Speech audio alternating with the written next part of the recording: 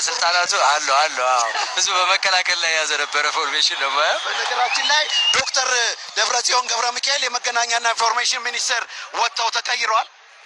እነ በአርቲስቶቹ በኩል ደግሞ ብዙ ወደ ማጥቃት ያዘነበለ አሰላለፍ ነው እያየሁ ያለሁት። በሁለቱም በኩል ያለው ነገር ግን የሚያስደስት ነው።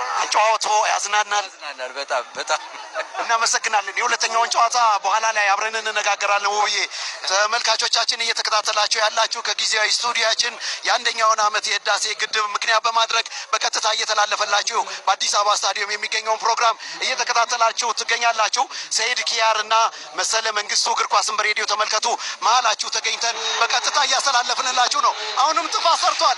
ሾፈራው መጠንቀቅ አለበት። በሁለት ቢጫ ቀይ አልሰጠውም፣ ሰጠው። በሁለት ቢጫ አዎ። ግን